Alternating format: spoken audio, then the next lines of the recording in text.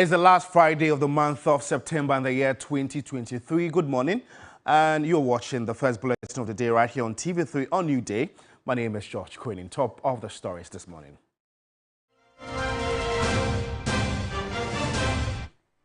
Commission on Human Rights and Administrative Justice Shraj criticizes Interior and National Security Ministries for their silence over brutality of protesters.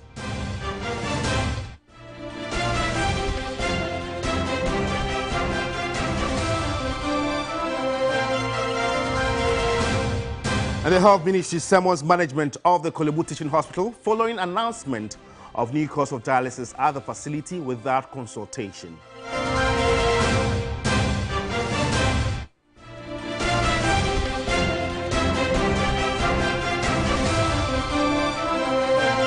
Also coming up this morning, Electoral Commission alarmed at minors registering as voters and pushes its proposals to make the Ghana card sole document of identification for voter registration.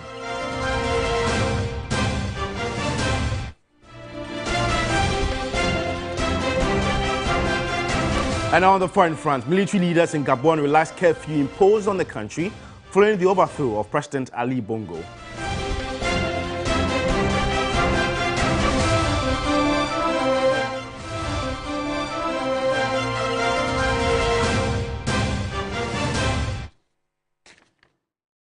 We've got details of these and many more coming up in the next 20 minutes if you spend your time with me. My name is George Quinn. You're live on DSTV channel 279.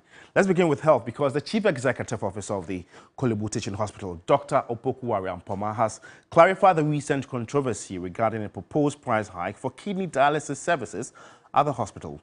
In an interview with Alfredo Council on Ghana Tonight, Dr. Ampoma emphasized that the notice of the payment adjustment had been prematurely issued, suggesting that someone had acted hastily in posting the notice without proper authorization. Take a listen. Procedure for undertaking any price increases. Okay. And so at the institution level, the unit that is providing the service would come up with a proposal for a price adjustment based on their input costs. That proposal was then forwarded to Parliament through the Ministry of Health and Ministry of Finance for approval. And it's only when this has been approved that the institution can then apply those charges. But in this case, what happened was that the proposal was on its way to Central Management, but had not even got to Central Management when there was a jumping of the gun and somebody put up a notice prematurely. And so when this was noticed, a directive was issued from the Director of Medical Affairs to the department to ask them to suspend and revert to the old price regime till the new one is approved. Now, unfortunately, it was captured and then put on social media. It went viral. So the impression is that we had approved that increase and we were now backtracking, but that is not the fact. Are you aware that some people have already paid for this 765 cedis, which you say is a proposal? We have over 400 patients on our list, and I can tell you that just around about 5 people had paid at the time we issued the directive for this thing to be reversed. And that's where my concern is, that if you have what you're describing as an illegal notice of an increase, for the person to have to pay and go through treatment if it wasn't approved by management. I don't know where you are going with your line of questioning, because I've told you what happened. This is an institution, and there's a unit. The unit has got a certain then the people, because they were the ones who worked on the proposal and submitted it, somebody was under the impression that this has been accepted, and this, which is erroneous, and that has been corrected. And as soon as the notice was, because if you look at the volume of patients that come there every day, and if just 5 people are paid, that should tell you that this was picked up very early and it was stopped. Well, let's still stay on health because the ministry has summoned management of the Kolebu Teaching Hospital following an announcement of new course of dialysis at the facility. Public Relations Officer of the ministry, Isaac Ofer, who made this known, tells TV3 the decision was taken without consultation with the ministry. They have not even brought any proposal to the ministry for consideration and onward forward to Parliament for approval. And what the Chief Executive is saying is that even at their management level, that is at the Kolebu Teaching Hospital management level, That decision had not yet been finalized or concluded. There is the need for an increment in the price of dialysis because of the cost of production. But then, before you increase, then there's the need for a proper procedure to be taken or caution to be taken, like sending the proposal or the proposed price to Parliament for approval as the fees before you are able to charge. But these have not gotten to us yet, and even if it has gotten to the ministry, it should be before Parliament, and Parliament will have to approve that before it is charged. It is in line with this that the ministry draw their attention to the yet. The ministry has summoned for an urgent meeting, and then quickly they are asked to reverse the prices that they have put out there, reverse back to the old pricing as we take a final decision on that issue. So going forward, the ministry may consider whether to add that particular product to the basket of the health insurance. Well, away from health, supporters of the opposition NDC in their Shaman constituency have declared their intention to mobilize, pardon me, to mobilize 10,000 protesters in a bid to be a part of the protest that is going to occupy BOG, scheduled for Tuesday, October 3. Densely populated as Sherman's participation in the upcoming Occupy Bank of Ghana demonstration, supporters of the opposition NDC say will be heavily defined. Ashama will be duly and fully represented. We are talking about, if I'm not going to mistake myself, Ashama will go out with about 10,000 people to the demonstration. We've been doing it. No, Ashama, anything NDC concerns Ashama. And anything against this government concerns Ashama. Have you been to the Ashama township? You see how our roads are. Poor road network, and this government will feel our hate. This demonstration, the youth have to take it very serious, because what is happening in this country, it is now beyond our control. Our money, everything is gone. All the loan companies have collapsed in this country. With just some 5 days to the demonstration, organizers deemed as the mother of all demonstrations, the People's National Convention, whose executives have been heavily involved in the community engagement, appear to be in a fix. Its embattled General Secretary Janet Nabla is demanding organizers remove the party's name from the demonstration's flyer. Janet is not our General Secretary anymore. We have an acting General Secretary. She's trying to revive her dying political career with Arise Ghana by trying to associate herself with it for the general public to think that she's important. I am the National Women Organizer and I'm speaking on authority. As we speak, Balame Kankang, the Greater Accra chairman, whom Janet has also decided to make the national chairman and even leader of the party, is part of this event. The National Youth Organizer is part of this event. The National Communications Secretary is part of this event. A former national chairman, me, I'm part of this event. Janet cannot constitute more a PNC than I am. Organizers moved shortly from the Shaman constituency, thereafter to Choko.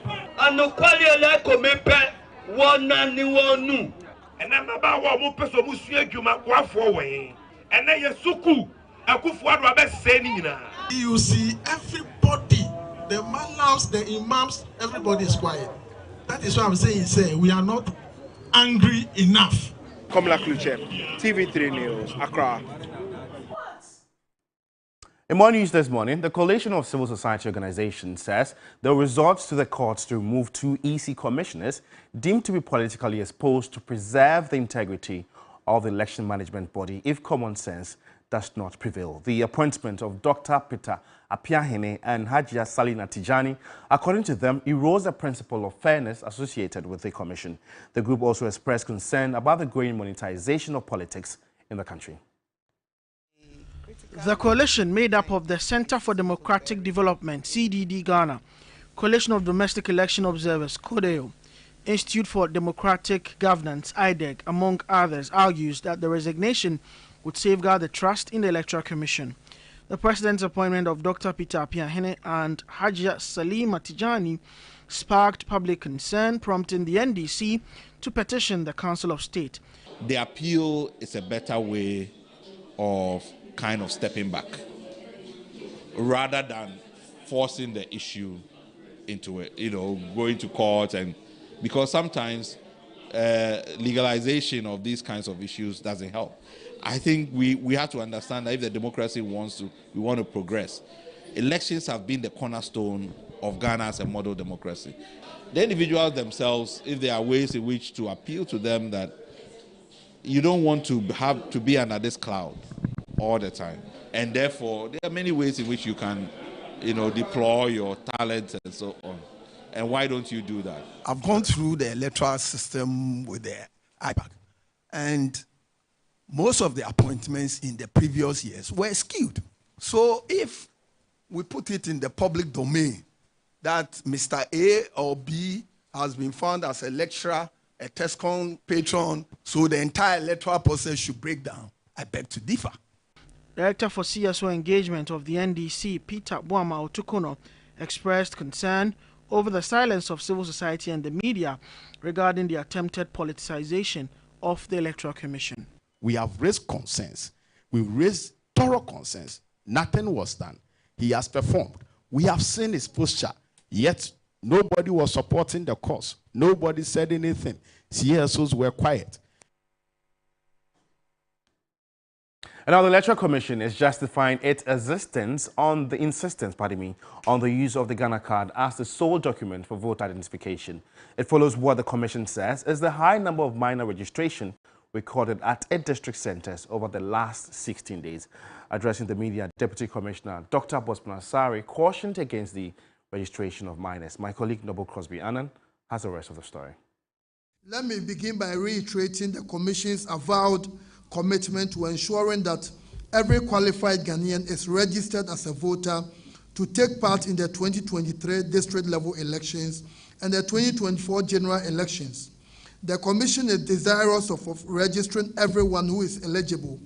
We reiterate that it is not our intention to disenfranchise anyone. We wish to assure all qualified persons that we have increased the number of kits in our district offices to accommodate the large numbers at the registration centers.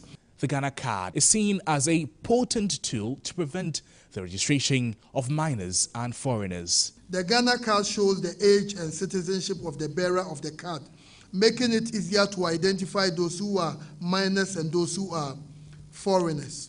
The Electoral Commission believes that the guarantor system has outlived its usefulness, and we are convinced that the time is right for a system that every registrant is identified on his or her own merit, rather than another person vouching for the age and nationality of that person. For citizens who have lost their voter ID cards, the EC announced that the replacement of the ID cards will commence on October 3rd. In all our district offices, the fee is 10 Ghana cedis, and the payment is through a short code that will be made available to the public very, very soon.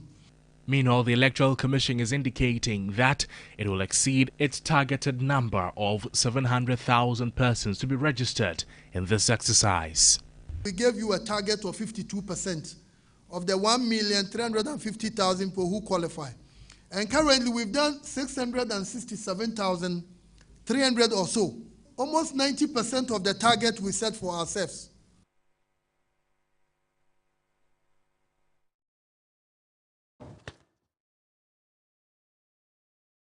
And if you're just tuning in, you are watching the Morning News on New Day with me, George Quinn. In more news this morning, the Trades Union Congress, TUC, says it would seek legal interpretation at the Supreme Court over the restriction of security officers from unionizing. The TUC Secretary General, Dr. Yauban, argues that their restriction under the current Labour Act 651 violates their rights. The first part of Act 651, the scope of the law limits unionization. For example, immigration officers, prison officers, the police, and so on cannot join or form a union to defend their interests. We think that is unconstitutional. And so we have already instructed our lawyer to go to Supreme Court on this matter.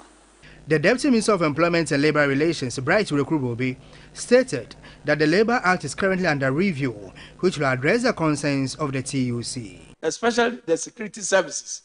But now, if we look at it, can we say the security service can now form a union that would seek to the welfare of their members and so on? So it's undergoing review. Organized labor, you are part. the employers are part, the consultants is leading the process. It will come to Parliament for us to look at it. So be sure that we are taking into consideration how the world of work has metamorphosed and where we are now. Well, away from Labour, the Commission on Human Rights and Administrative Justice (SRAJ) has criticized the Interior and National Security Ministries for their silence on alleged protester brutality during the Occupy Jubilee House demonstration. The SRAJ Commissioner, Joseph Whittal, tells TV3 such lack of correspondence does not foster public trust and consensus.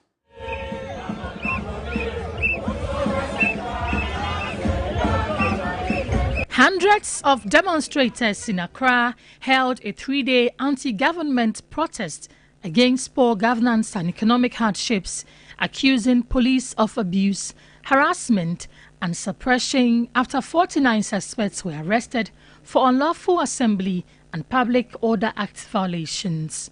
The Commissioner of the Commission on Human Rights and Administrative Justice, Joseph Whittal, says the police misconducted themselves. In a democracy, rule of law should be the basis for determining how the police and the citizens relate. There is a need for rapport between they and the citizens who are demonstrating. It is a right of the people. So if they are on the street, don't approach them from the attitude of the colonial mentality. If you don't do what we want, we will beat you. No. That is completely out of the way. That's what happened. You have to build the rapport, and they will know that if you said you wouldn't let them go to the Jubilee House because it is a security area, make them know that that is it. He expressed his disapproval of the Interior and National Security Ministries for their reluctance to address the issue. The security agencies get to know that the power to protect the citizens has been given by the citizens. Communicating with them on matters of even national security, that is possible. There's nothing wrong with it. But for the Minister of Interior, the Minister of Defense, Minister for National Security, we have not heard in respect of what has gone on. It's a bit unfortunate. Let's know what you make of stories that have been aired so far. Just go into our social media platform, Facebook particularly, and drop your comments and opinions, and we'll surely read them and share them to the rest of the world. In more news this morning, a retired Supreme Court Judge, Justice Jones Doche, has urged the Civil and Local Government Staff Association of Ghana, CLOGSAC, to seek the Supreme Court's redress on the dispensation given to office holders under Article 7.1 of the 1992 Constitution if it deems it discriminatory. He was speaking at the 6th Nathan Annan Kwao Memorial Lecture here in Accra. The retired Supreme Court judge discussed the constitutionality of the Presidential Office Act 1993, Act 463, which grants the President excessive power to appoint government functionaries. The Act also allows public servants and politicians to receive packages after their tenure, including some public servants who are classified as Article 71 office holders. The retired Supreme Court Judge, Justice Jones Doche, clarified that retiree judges do not receive ex gratia. Part until June 8 this year, Electoral Commission, SRAJ, NCCE, and Auditor General, who are all beneficiaries of Article 71, we do not take ex gratia. I want to make that thing clear. We do not take ex gratia because we have permanence. We stay in office until your stated age of retirement. He suggested a comprehensive discussion on the issue, indicating that if feasible, CLOGSAC could seek its abolition through the Supreme Court. CLOGSAC's Executive Secretary Isaac Bampuado emphasized the need for an advocacy strategy to abolish the provision. The Presidential Office Act has impeded the growth and progress of the civil service and the local government service. The Act, in its current form, is a duplication of the functions of the civil service. Away from Labour, let's do some international news. Military leaders in Gabon have relaxed the curfew imposed on the country following the overthrow of President Ali Bongo. The new curfew, announced by the Committee for the Transition and Restoration of Institutions on Wednesday runs from midnight to 5 a.m. Previously, it started between 18 hours and 22 hours, depending on the area, and lasted until 6 a.m. The new curfew, according to the junta, forms part of its efforts to restore economic operations in the country. Junta leaders, unlike the previously modified curfew, which exempted certain areas a few weeks ago, this one is the same across the entire country.